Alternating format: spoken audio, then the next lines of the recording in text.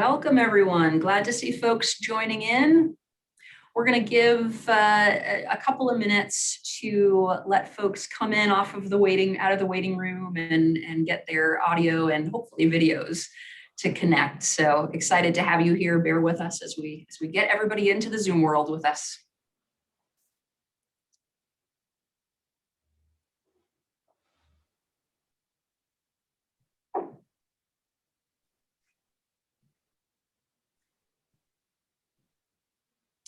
I just feel like on these sessions, we should give out an award for whoever has the worst time right now, the earliest morning time zone. So if anybody wants to try to win that award, that wins you nothing other than my accolades, my kudos for joining us. Put in the chat what time it is in your time zone. I was just saying it's a very reasonable 1:30 in the afternoon for me here on the East Coast in the US.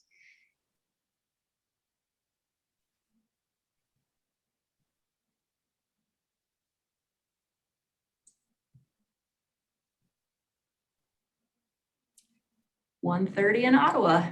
Hello, Canada. Glad you could join us. Look, everybody's having a very reasonable time. Cooking dinner time, not terrible. Lunchtime, excellent.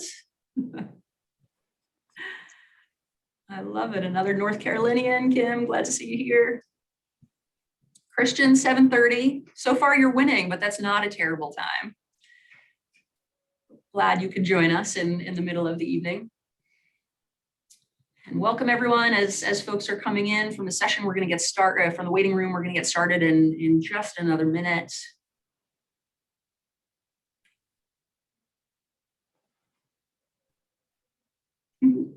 Cocktail time in Berlin. Christian, I hope you have a drink in hand while you're joining us for this session. Anybody else on the 7:30 on the evening time zones, except for our panelists, Richard and Carla. You have to wait till after the session to have a cocktail. Yeah. Catalyst 2030 started life as a WhatsApp group among social entrepreneurs connecting to envision real transformational change. Launched at the World Economic Forum in January 2020, it's grown into a global movement accelerating change to ensure the SDGs are reached by 2030. Fueled by passion, our 550 members working in 175 countries have collectively put in an amazing 50,000 volunteer hours, touching the lives of 2 billion people. And we're driven by values, to which we hold ourselves accountable. 2020 was a busy year, co-creating 3 reports with partners and producing one of our own. Inviting high-level guests to participate in the Catalyzing Change campaign, hosting fireside chats and expert hours, which will be continuing in 2021. To celebrate our achievements, together we placed our supporters in the limelight with the first Catalyst 2030 Awards for Systemic Change. With the blessing of the Dalai Lama, we celebrated finalists and winners in the following categories: special recognition for our early supporters, individual philanthropists, donor organizations, philanthropic intermediaries, corporate organizations, bi- and multilateral organizations, and 4 regional winners in the category of national governments. And now on to Catalyzing Change Week 2021. During this social entrepreneur-led event, we bring together diverse stakeholders in over 100 sessions to showcase their systems change efforts and the best practices that can accelerate our work in pursuit of the SDGs.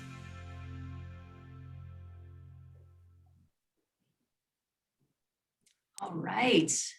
Fantastic. Thank you, Toma, for sharing that great video about Catalyst 2030 and the Catalyzing Change Week. So Catalyst 2030 is an amazing network. We're really grateful to them to the whole network for hosting this week and giving us this platform to have this conversation. So over 100 events this week, which is incredible.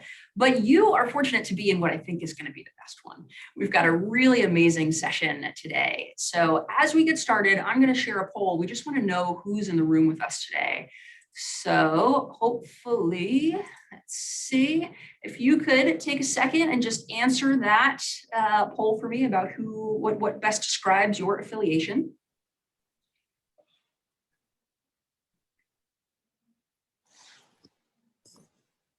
right, good work, everybody, clicking away. Give just a couple more seconds. All right, 4, 3, 2, get your votes in. 1, all right, here we go. Interesting, we have a really interesting mix with us today. So certainly as expected, social enterprise staff and board members, also a bunch of researchers and academics. You're after my heart here. Thank you for joining us in this discussion. Funders, intermediary organizations, some students. Thank you for joining us, students. And then the category where we always forgot somebody, I apologize. So if you're an other, put in the chat what categories we forgot so we think about that for next time. But a really interesting and diverse group of participants here today. So thrilled to have you all join us. I am going to share my screen real quick. Give me a second. All right, can everybody see slides up in front of you? Let me see a thumbs up. Yep, okay, great. All right, so again, thank you everybody for joining us for today's session, Tactics, Tips, and Pitfalls, Leveraging Government Partnerships for Scale. My name is Erin Worsham. I am the Executive Director of CASE, Duke University's Center for the Advancement of Social Entrepreneurship.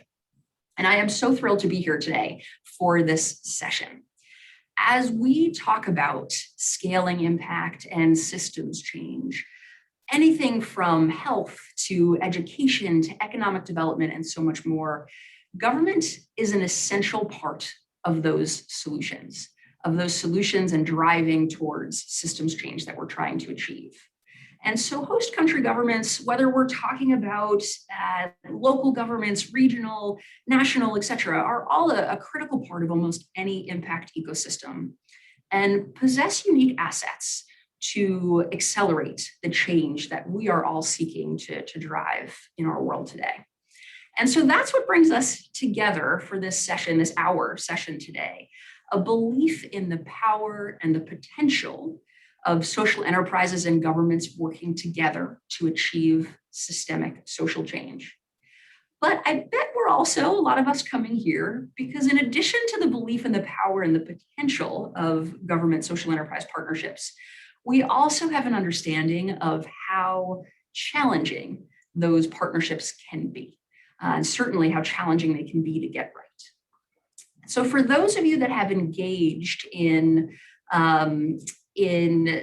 participating in or witnessing government and social entrepreneurship partnerships, I want to get you involved in our chat for just a second.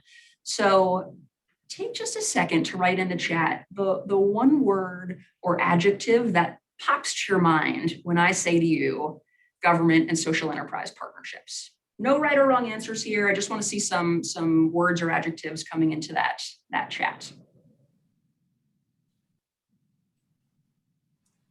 Scale, complex, complementary. I love it. I'll give a couple of words to Quentin. Common outcomes and measures, great ones. Out of step, another complex, another scale, love it.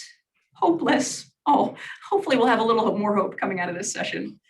Bureaucratic, lack of trust, hesitant, vested interest. I mean, keep them coming in. This is such a rich descriptor list. And what I love about this list is it really does show that balance of the potential of scale and the ability to work together, but then also some of those hesitations around what these partnerships can look like. So rewarding, but complex, sustainable, but slow moving and bureaucratic.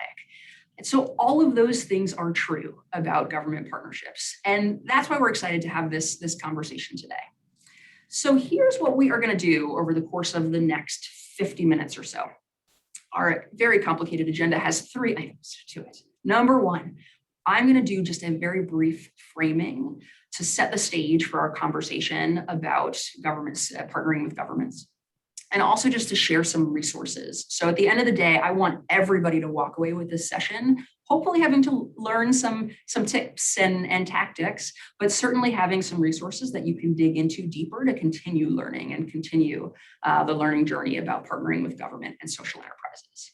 So that's number one. Number two is where we're going to spend most of our time. We have an incredible panel here today. And so we are going to hear from them about their experiences and what they have learned along the way of partnering with government.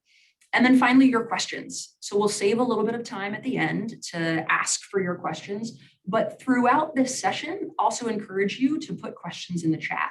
And we'll do our best to monitor that and try to incorporate those questions into our conversation. If we don't get to them, we'll also have time at the end. All right, does that sound good to everybody? Ready to dive in? Hopefully we'll keep the energy going. I know if you're like me, you are very tired of being on Zoom and staring at people's faces on videos. So I apologize that we're making you do that one more time, but hopefully we'll have a really engaging conversation today. So let's get kicked off. As I said, really want to just give some very high level framing for our conversation. My team at CASE at Duke University, we worked with the Skoll Foundation, the U.S. Agency for International Development, and Mercy Corps Ventures on a project called Scaling Pathways, where we were able to interview leading social enterprises, nonprofit and for-profit all over the world, and survey hundreds more to understand some of the best practices of achieving scaled impact and driving towards systems change. One of those topics that came up as so important to the community was to learn about how to navigate government partnerships. And so we were able to do interviews and surveys around this topic. And it was clear throughout that there is really no cookie cutter solutions, no formula per se for how to do government partnerships well. There's so many nuances, there's so much context dependency of working with government. But there are a lot of patterns that successful ventures follow as they work with government partners. And so I just wanted to very quickly give an overview of that sort of patterns. And in those interviews and in the report that's been shared in the chat, the framework really followed this three-step framework of on your mark, get set, and go. And one thing I'll say before I move from this, I think one of the biggest takeaways you're going to hear from us today is almost everyone we talk to, whether government or funder or social enterprise, wants to go right to the go part of it. But one of the takeaways you're going to hear, and this is not, this is pretty obvious, but I want to repeat it, that you're going to hear in the session today is how much time and consideration needs to go into the on your mark and get set, into the planning phases, into the relationship building phases of government partnerships. I think you'll probably hear that echoed many times throughout the session. But just again, to give you a little bit of a peek into some resources and some frameworks around how to think about government partnerships. As I said, in those interviews, what we heard from social enterprises time and time again was the need to take the time and resources up front to get government partnerships right. And so thinking about the on your mark, setting your vision for government partnership. So first and foremost, what is your goal for partnering with government? As a social enterprise, are you trying to do what we call clear the path, which is really about keeping government fairly arm's length, but having them clear that path through informal approvals, granting permits, etc. This is often a very early stage approach to entering a new country, and we heard this more from for-profit enterprises, but really about getting that permission to operate in country. Are you about outsourcing, wanting the government to outsource to a social enterprise, provide a fee-for-service contract, or allow the social enterprise to deliver a product or service through government infrastructure?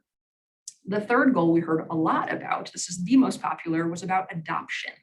Are you hoping that the government will actually adopt and implement the solution over the long term? We'll hear a lot about that today. And then finally, a goal that we often heard about was changing policy. How can a social enterprise partner with government to change policies and regulations and really to change the systems in which those enterprises are operating?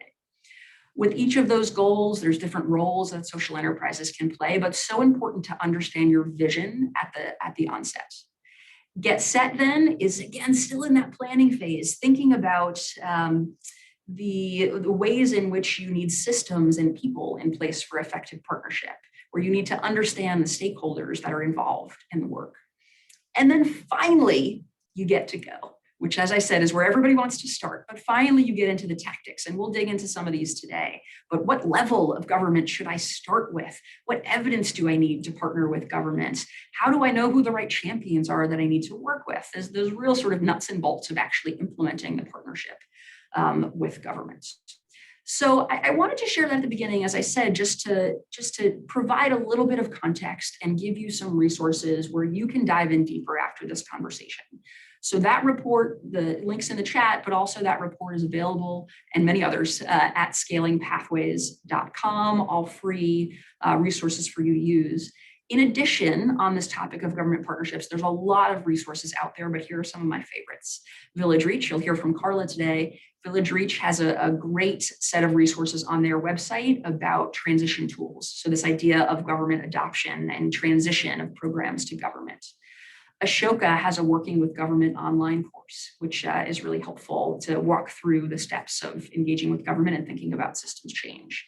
And then, of course, Catalyst 2030 published an incredible report. You heard it in the video. One of the reports they've published is called New Allies, more focused on the government perspective of how government needs to be preparing and partnering with social enterprises. So again, just a little bit of framing, but here's where we want to dive in. And you didn't come here to hear from me. You came here to hear from some incredible panelists. So pictures of the panelists here in front of you. Carla, Richard, and Elizabeth are here today to talk about their experience working with governments through their various social enterprises.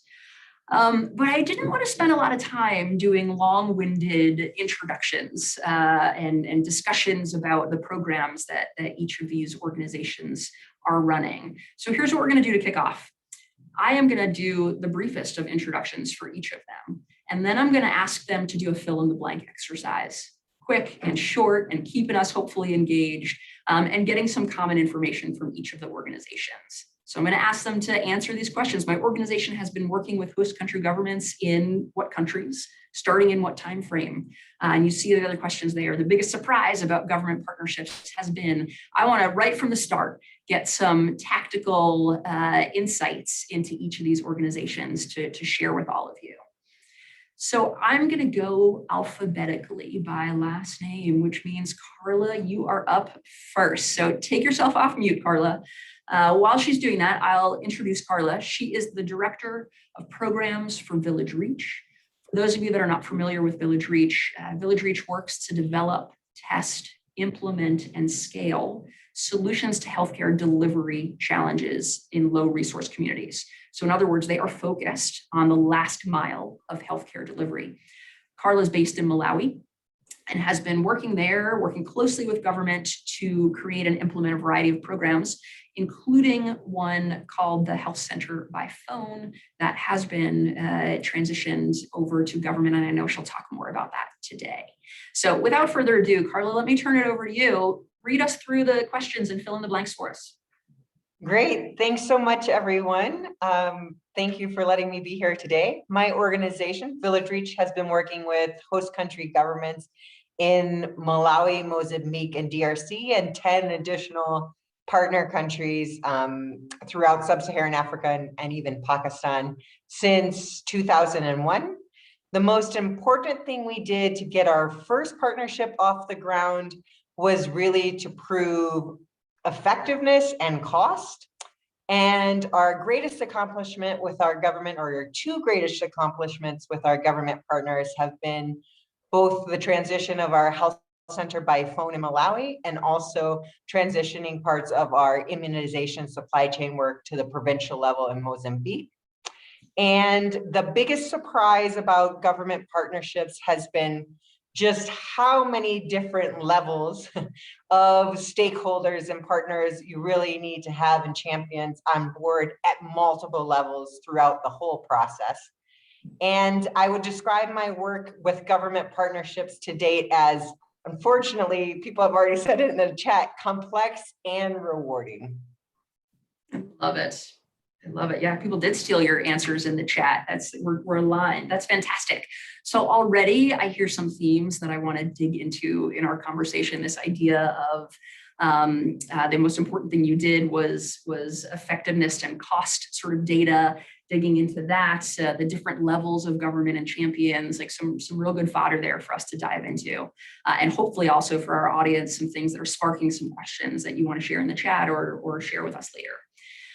Richard, let's come to you. So Richard Shivaka is the founder and CEO of South African-based Spark Health Africa.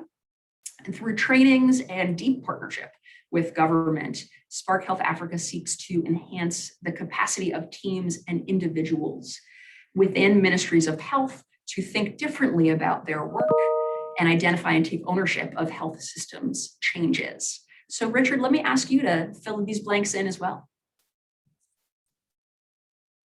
Richard, you're on mute. Oh, yeah. So thanks, Erin, and welcome, everybody. It's my pleasure to be here. My organization, Spark Health Africa, has been working with host countries, host governments in 7 sub-Saharan countries, starting from 2011. And to be honest, the most important thing that we did to get our first partnership off the ground was to listen attentively to the government's pain points and to humble ourselves. That allowed the government to say, well, we can work with you.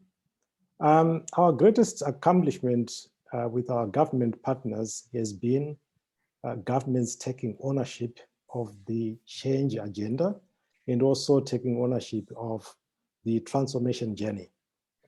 The biggest surprise for us has been the fact that when these partnerships are designed properly, they are transformative to both parties involved. So we get to be transformed while the government is also being transformed. I would describe our work with government partners to date as very important, rewarding, and vexing. Thank you. I love it. I will admit that that question was actually driven by Richard. He had said to me when we were first meeting each other how important it was to talk about government partnerships because it was important and vexing. And I was like, that is maybe the best definition of social entrepreneurship I've ever heard. Important and vexing. Certainly, the work we do is challenging. So thank you, Richard, for prompting me to have that question. Let's come to Elizabeth, our final panelist for today. Elizabeth Housler is the founder and CEO of Build Change, an award-winning social enterprise that works to greatly reduce deaths, injuries, and economic losses caused by housing and school collapses due to natural disasters. So Elizabeth, let me stop there and ask you to answer these questions for us as well. Thanks, Erin. It's great to be here. I'm so excited to be part of this already, even with the first few minutes of discussion. So my organization has been working with host country governments in 24 countries in Asia, Latin America, and Caribbean starting in 2004. So Philippines, Indonesia, Nepal, China, Colombia, Guatemala, Mexico, and several Pacific islands, as well as islands in the Caribbean. The most important thing we did to get our first partnership off the ground, so first partnership goes way back, and back then we were more of we were a bridge and a gap filler. We basically realized there was a big gap between building codes for commercial buildings and building codes for houses, so we filled that gap. There's a big gap between the reality on the ground and what the government officials knew from their offices. And there was a big gap in capacity, the capacity to design safe buildings and to enforce construction standards. So in the early days, the first thing we did was fill gaps. Our greatest accomplishment, I think I'm going to say what my colleague said. I mean, I think the greatest accomplishment is the government actually takes on what we're selling or what we're promoting. And so seeing governments actually take on improved building codes, programs for subsidizing better housing, implementation themselves, I mean, that's really the greatest accomplishment. The biggest surprise, I guess, was how similar yet how different the governments that we work with really are. And this was a good learning, I guess, in some ways. In our very early first program, we worked in Indonesia and then China. We went to China saying, hey, look at all this great stuff we did in Indonesia. And the Chinese government was like, but this is China. So being able to make everything scalable and replicable, yet customizable for the new context is really important. We have what we call this 80% solution. That's 80% the same, but then we leave that 20% to customize for the new partner. I would describe my work with government partnerships to date. I think I'm going to repeat what my colleague said: rewarding, demanding, essential for scale. Okay, great. All right, already, as I said, some great nuggets and tips. So thank you for playing the game with me as we do that. I'm going to turn the screen sharing off so that we can just see each other's faces. Let's dive into conversation together. So Elizabeth, I have you on the hot mic, so let me keep you there. I talked about in the framing of the session the different kind of approaches, the different goals social enterprises can have with governments and the different roles that they can play. And as you said, Build Change has been working with governments all over the world since 2004, playing a lot of different roles. So give the audience an example of Build Change's government partnership approach and the roles that you play in partnership with government. Yeah, thanks, Erin. Such a great question. So I'll start with a headline from Colombia. So the Colombian government is now negotiating a $100 million loan from the World Bank for investment in upgrading and strengthening existing housing. So that's the headline, but that's taken us 7 years or longer to get to that point. So I need to go back to the beginning and start from the beginning. So first of all, Colombia has a great enabling environment for improving housing, a constitutional right to better housing, and a subsidy program available. So when we started there, we thought, okay, there's an enabling environment already there. But the first thing that we did was actually show it could be done. So retrofit buildings on the ground to figure out how much it costs, what paperwork barriers are there. And let me tell you, the paperwork barriers were huge. But doing that implementation on the ground enabled us to then figure out, okay, what needs to change? So then we started doing advocacy, again, at all levels of the government, from city level up through national government. Okay, we need to advocate for increasing the subsidy for certain parts of the population. We need to advocate for less paperwork in the building permit process. And we took that advocacy to all levels to the point where the national government now has a resilient housing program, Casa Digna, Vida Digna. So we, like Carla was saying, it's, I kind of have been boggled about the different levels of government, but each one has a different role to play and we have to advocate for all of them.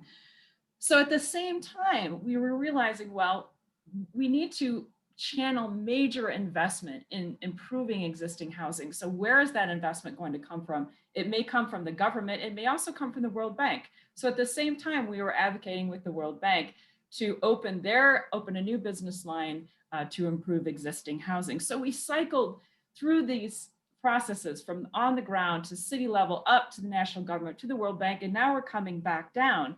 And we've played all of these roles, from trusted advisor to systems change catalyst to implementer of demonstration projects to advocate to systems developer. We've basically done it all. I love that. And kudos for this $100 million loan that's being negotiated between the World Bank and the government of Colombia. Really, as we're this week talking about systems change, such a great example of a change in systems, the advocacy for resilient housing as an item that the government of Colombia needed to care more about, and then that the World Bank actually needed to put money and resources behind to fund. So really, a long time coming, I know, for you and your team at Build Change. So I hope you're taking the moment to really enjoy that success that was a long time coming. So congratulations on that. Does any social entrepreneur really take that moment, or do we just say, okay, now we need to go to the next country or something? That's why I feel like I need to say things like that to social entrepreneurs, because you don't take those moments, and they're really incredible and take such a long time to get to. So incredible story there. Really appreciate that. And what I also love about what you talked about, Elizabeth, was the various roles that Build Change has had to play, starting with that kind of boots on the ground implementation, pilot the models, see what works, what doesn't in that particular context. Advocacy for regulatory changes, and then also advocacy for financing. Thinking about over the long term, how are these partnerships going to be funded? How do we really change those systems in terms of the resource flows that are coming in? So really great examples. And I love that you talked about the different levels of government that you've had to work with along the way. So we'll probably come back, but I want to flip over to Richard on this next question. So Richard, for you, I would love to hear also an example of how Spark Health Africa works with governments. But specifically, I want to pick up on that last point. Specifically, I'm interested to hear from you of how you started. So the example of how Spark Health Africa is working with governments and how that started. What level of government did you begin with? Thanks, Erin. For us, because our work is really about changing the work culture, we deal with the potential for resistance, the potential for people to go back to business as usual. So we have to structure the partnership in a methodical fashion. So our first port of call is always the national government, where we meet with the Minister of Health or the Permanent Secretary.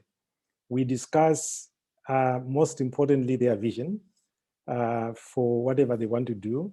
We get to know their pain points very clearly. We get to know what has been happening to try and address those issues, why they are failing, who else has partnered with the government, and why is the government still looking for another partner. So we do all these things to really understand, first of all, what is the vision, what are the goals, and who are the key stakeholders involved. We also then talk about ownership upfront, because you see, you try and retrofit ownership later, it doesn't work. So we work with governments to make sure that there's ownership upfront. And the way we do it is that ownership is not assumed that somehow, because you are working with the Ministry of Health, the Ministries is just going to own it. So we work with the key stakeholders to create what we call the senior leadership team. These are important people within the ministry at national level who will physically get involved in demonstrating ownership of the change agenda. That is so important because later on, you'll find that when there are problems, you come back to this senior leadership team, and also they hold you accountable. So it's very clear. We then get to know, okay, so at the end of the day, where within the country is the problem being faced? And the government will tell us based on their data, go to this subnational level, these are the districts or the provinces or the counties, that's where you need to go. So then we agree also in terms of what success would look like, right? So that we don't get surprises later. So we agree on that as well.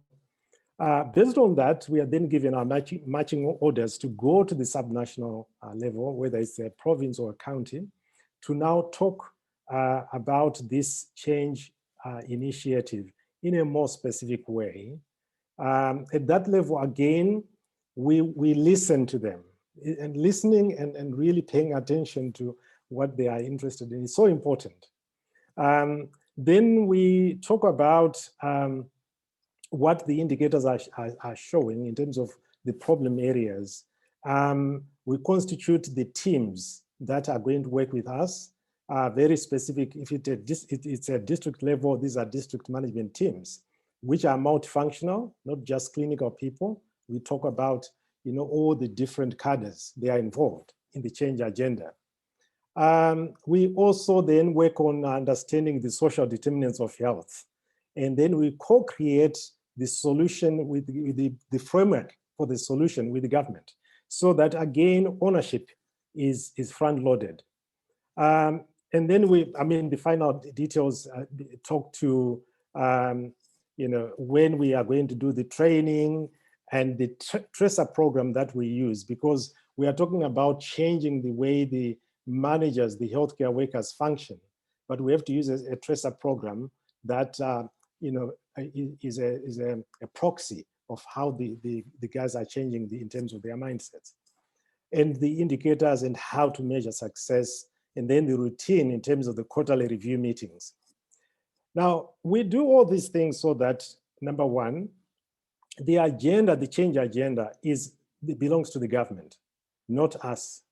Number two, and therefore the ownership of the change, the transformation journey belongs to the government, not us. We are there to just, oh my goodness. Guys, can you hear me? We can still hear you. Yes, it just got very dark, but we can still hear you. All right, let me try and do something. Okay, I think you can hear me. There's just a power cut. I'm in Zimbabwe, so please bear with me. Perfect. Right. You sound great. Right. So then we do this, as I said, ownership of the change agenda and then the transformation journey vests with the government. We are there to just ignite a new way of thinking, a new way of dealing with these issues. With that, we are in a position, therefore, to put the government at the center of the partnership so that at the end of the day, from day one, we know they are the ones that are driving this. We are just a friend, a neighbor who is bringing in a new way of doing things. So that's how we structure. And the process takes a long time. As you said in your opening remarks, we don't rush through this process. Sometimes it takes up to 6 months, simply because if it's designed poorly, it will show later in terms of the problems you are going to encounter, in terms of people disengaging because they think you are the one who is bringing in an agenda and so on. So in a nutshell, that's how we design these partnerships. So it typically takes you, just to clarify, it takes you 6 months to start at the national level with, say, a Minister of Health representative, build that ownership, then get your marching orders to go down to the subnational level, and then implement the program at the local level. That whole chain takes 6 months typically for you to do? Up to 6 months, yeah. Sometimes the process takes shorter, but we know that we are comfortable to take 6 months during the planning phase. So let me ask a follow-up for you, Richard, and then a question for all of our panelists. This area of knowing where to start, what level of government, and how to kind of kick off the government partnership process are questions that we hear often from social enterprises. They know they want to do so, they know they want to do partnerships with government, but are like, how do I begin? And so what I'm hearing from you, Richard, is that you all always start at the national level, which makes sense.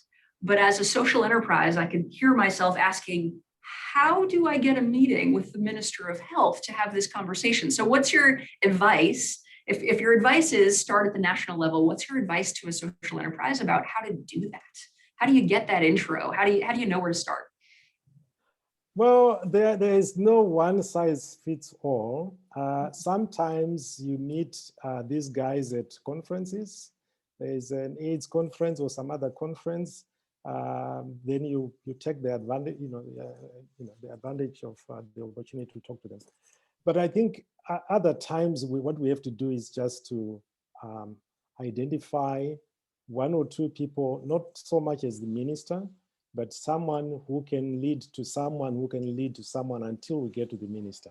It's always critical that the top level people give you audience, they give you their nod. They say yes, they give you their blessing. It always is critical. Yep, absolutely. Great advice. Carla and Elizabeth, just real quick, I want to come to you and say, Elizabeth, we already heard you saying you work at all levels of government. So for both Carla and Elizabeth, does this pathway sound right to you? Is this the approach that Village Reach and Build Change also use, of starting at sort of the national level and then coming down? Or do you start at the local and then go up? I think we all agree multiple levels are needed, but just curious if your answer would be the same in terms of the way you engage the levels of government. So a quick yes if you agree, or no if you do it a little bit differently. So we've actually done both sides. So we do a lot of system change work. It starts at the national level. You go, to the different counties or districts, however the country's set up. And we've also done work from the ground, from the district, from the community, and worked our way up. So a little bit on both sides. But common theme there of you're managing all the different levels. It's just, where was the opportunity to sort of insert yourself, knowing you needed to have the buy-in from all those levels. All right, fantastic. If folks have follow-up questions on that topic, pop them in the chat. Would love to continue that conversation. But for the sake of time, I want to keep rolling. Carla, let me stay with you. I know a lot of Village Reach's work with government has really been focused on this idea of government adoption or transitioning to programs to government. Can you give us an example of one of those programs and maybe some big question, but some of the top tips you've learned while trying to transition programs to government? Yeah, so like you mentioned in the introduction, I think I'll give the example of the Health Center by Phone, or Untitled Chapter. It's the health hotline and messaging service. And it's really helped us build out our transitioning well structure, our guidelines, we have internal guidelines, and just our thought process, and other transitions have as well. And so let me start from the beginning. So as Richard said, it's really important. He called it, I think, pain points, but it's really important that you start with a problem that is important to the government. And so Chipotala Chapaponi actually started from a campaign from the government that was share an idea, save a life, to reduce maternal, newborn, and child morbidity and mortality. And the two ideas that came from the community, came from an actual social entrepreneur of the community, were a health hotline and a messaging service. And then we came in at the co-create stage with the government, and we did user-centered design and helped build out, what we would do to measure things, and then actually tested it in a district. So we tested it in one district. It was proven to be impactful. And then we decided to continue to scale it district by district with the government. So working with the district government and also the national government, and scaling it district by district. And then we came to what people sometimes call the realign phase, but where we started to get into our transition strategy. And so we, end of 2015, and it really went into effect in 2016, we had a memorandum of understanding with Airtel, which was the leading, is the leading mobile network operator in the country. And they started to zero rate the calls. And so that made it possible to even think about scale and sustainability, which was major, that private-public partnership. And so then we seconded someone to the Ministry of Health, which was critical, and that's going to be one of my tips. And the government actually started a steering committee pulling from different departments, including the Ministry of Finance and the Ministry of Justice occasionally would show up too. And then we had a memorandum of understanding in 2017 with the government where they said, yes, we're going to take this on, we're going to build it into our budgets. And we started to really plan how to do that. And so then we did another evaluation to prove that it was impactful again, and did some costing, and then started to embed it. And it got put into the health sector strategic plan and budget. It became a unit at the ministry. So they really took it on. They took on all the hotline workers. And in 2020, they took it on in full. And for COVID, they've adapted it so well for COVID that there has been an increase in calls answered by 542%. So that's incredible. So some key tips and learnings that I would say is, internally, the value of dedicating someone at least 50%, if not 100%. We did 100% seconded to the Ministry of Health, but dedicating someone to really help with those partnerships is critical. And we call those transition leads that helped build out our structure. And then externally, we already knew our surprise isn't that you have to work with multiple people. The surprise is how many different people and how to actually do it. So we knew radical collaboration was key, and working with government was key from the onset and throughout, and it's how we do things. But we switched throughout the process. So it went from maternal, newborn, child health and the reproductive health department and the district, to then the Central Monitoring Evaluation Division when it was going to scale nationally, because they said, really it needs to be with the digital health department, which fell under that. And then it moved to clinical services, and a combination of clinical services, Central Monitoring Evaluation, and health promotion. And it was really, the clinical services said, we want this. And honestly, it probably should have gone under health promotion, but you really need the person and the people who are going to drive it forward. And they wanted it, and they drove it forward. And so now it's its own unit. And we had to get, the Treasury and Justice all involved. And so it was really, the key learnings are just get a lot of people involved and get those champions throughout. So we never lost, as it switched locations, we never lost the champion. So we never forgot them. We always brought them back in along the process, and internally make sure you dedicate the time and the people for it. I love the idea of getting a lot of people on board, but that advice that you gave of doesn't necessarily have to sit where you think it should sit, but who are the representatives that are aligned in terms of their priorities and the project, and that are going to be able to drive it forward and have that will to drive it forward. So I think that's a really good advice point as well. So thank you for that, Carla. Curious, how long did this whole journey take?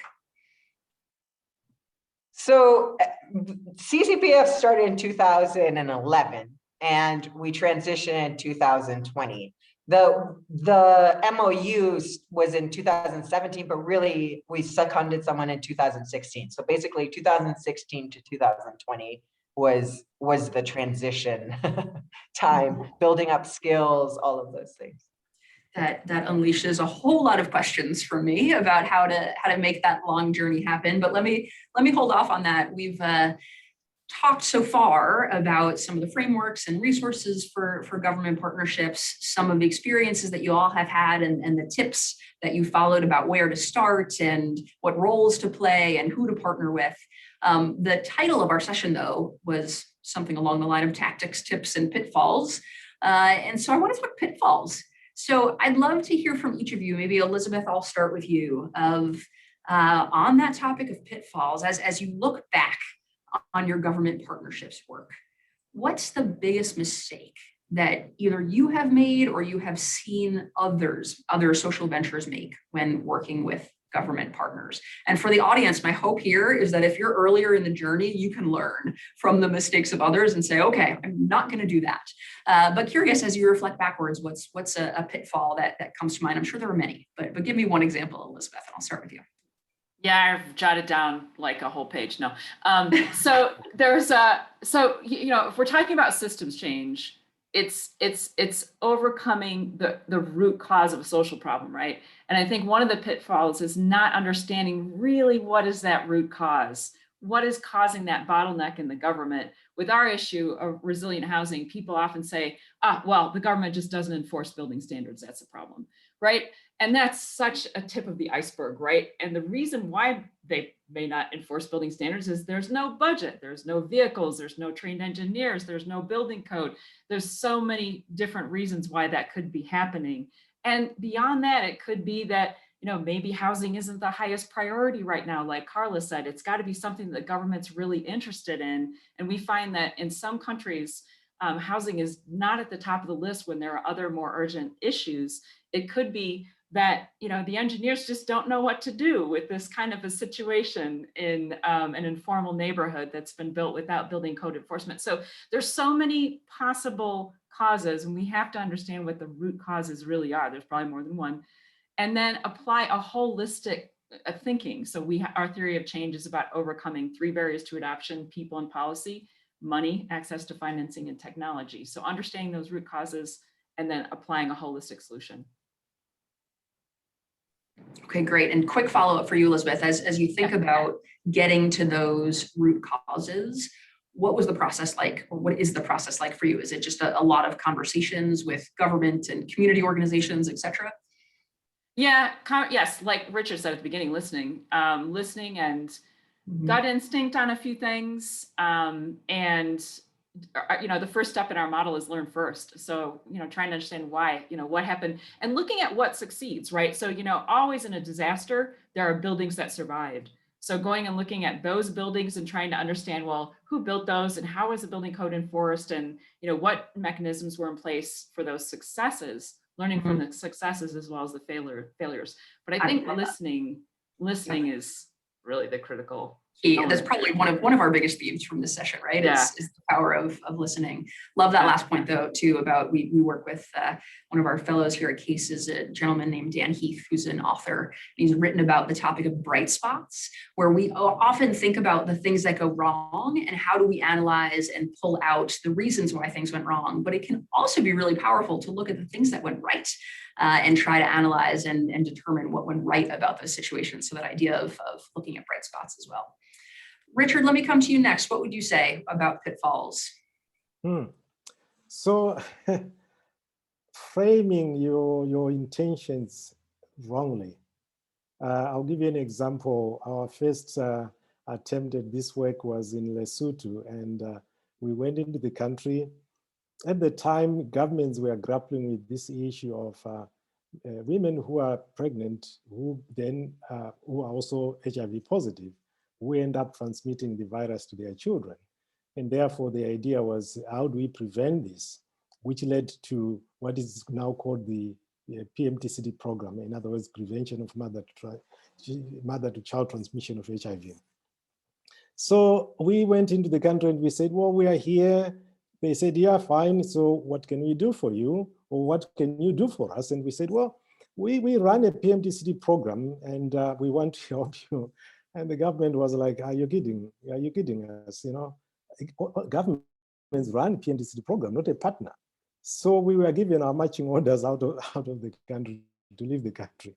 And rightly so. I'm grateful they did that because it made us think differently. So really, we have to frame what we are trying to do properly. And secondly, I think the other thing I want to mention is understanding the internal politics within the government. Now, the governments need partners to help them, but don't assume that the road is going to be linear. There will be challenges along the way. In one country, which I will not mention, we had to deal with the very person who had been given the responsibility by the minister to work with us, who was now undermining our work because he was in cahoots with another implementing partner that is resident in the country. So I think there are many pitfalls, but those two to me are so important. Thank you. Great pitfalls to point out. Carla, let me ask you the same question before I turn the mic over to you. Knowing that we're running short on time, if anybody does have a question that they want to stick in the chat, please go ahead and do that or raise your hand, and I'm happy to have you voice your question after Carla answers us about pitfalls. Go ahead, Carla. Yeah, so we actually have researched quite a few people about, when solutions don't get embedded and what has happened. And some of it is working with just one level or just the technocrats. And so not embedding all of the other stakeholders. So that's my recurring theme. So that's one big pitfall. The other pitfall is people not understanding costs. And I feel like we are trying to, build that out over time. We know it's important and we're getting there and we've gotten much better at it. But definitely social entrepreneurs, NGOs, sometimes don't understand their costs, and the government says, is there impact and how much does it cost? And so that's really important. So I think those are two. And I love that focus. I think often in the social impact space, we rightfully so pay a lot of attention to the impact evidence. Is our solution or the solution we're collaborating on having the impact, driving towards the mission, changing the systems we want it to change? But that focus also on the cost side is so critical, especially if you're wanting to work with government partners and get them to embed it in their budgets. They need to understand, how much is this going to cost? And compared to other alternatives I have to work on maternal health issues, is this the solution that's going to get me impact, but also at a cost that makes sense for my own work? So I love that that dual sort of nature of the data and evidence that you need to collect and present. All right, great question in the chat about, I'll open this up to any of our panelists. So how do you get government to collaborate across 2 or more ministries, assuming that they work in silos? Anybody have any good tips about breaking down the silos of government and working across ministries? Yeah, Carla, go ahead. Oh, sorry. So Richard was starting. Go ahead, Richard. Look, I mean, this is a very difficult thing. They always work in silos, so we don't have to assume that. I think for us, what we have seen really helpful is, again, this idea of starting at national, having the senior leadership team. These are the people that can work with their own colleagues. It's not for the partner to try and say, yeah, you sit here, I'm going to help you to. But once you have framed your intervention as something that is helpful to the one ministry, but demonstrating that there's a gap if the other people are not involved. Then I think it makes it easier for the senior leadership that you would have established to then engage their colleagues. But it's not an easy one. Very, very difficult. Carly, you have anything to add to that, or did Richard take your answer? Yeah, I would actually say, taking from our drones for health work or our drone humanitarian work, we actually helped, the government set up a technical working group that was across the different departments. And I think helping them see the importance of that is really critical. So that included civil aviation, defense, it included Ministry of Health, Ministry of Agriculture, because it was drones for humanitarian. And so having the government see and pull the people together is really critical. It's hard, but it's really critical. Wow, getting all those stakeholders together must have taken a lot of time and effort. Elizabeth, I think I want to ask you to answer this next question that just showed up in the chat. So there's a great question from Daphne. How do you manage and or align expectations with your donors and supporters when advocacy and your work with government takes longer than expected? And it always does take longer than expected. So how do you manage the expectations of your donors and supporters in that instance? Oh, hope for having patient, systems change oriented donors and supporters. I think it's there's the huge value the philanthropy adds in systems change, right? Being able to have unrestricted funding to support systems change has been so critical for Build Change, and we're so grateful for what we've had. Because without that, we couldn't be that sort of independent, trusted advisor, that systems change catalyst. We would constantly be chasing contracts that put us in a position where we're not really that systems change trusted advisor, we're an implementer under contract, and it just changes our relationship with the government. So the funders that provide this kind of unrestricted funding for systems change are just so catalytic in enabling us to be catalytic in terms of systems change. And I wish they would do more of it, especially in fields like ours, housing, which is not a popular field for philanthropy, but it is one that's ripe with systems change opportunity. It is ultimately, changing the public sector and the private sector for the benefit of the homeowner and the people. So I hope that the philanthropy world takes even more active investment in systems change in this way. We've also been working to, establish metrics that are more reflective of systems change, right? In the early days when we were working a lot of post-disaster, it was like the number of people trained, the number of houses safer, the number of people living in those houses. Now we're looking at things like the number of policies changed, the amount of resources leveraged, or the number of resources protected. We've helped to protect $1.5 billion worth of housing assets over the years with only about $50 million of investment from philanthropy.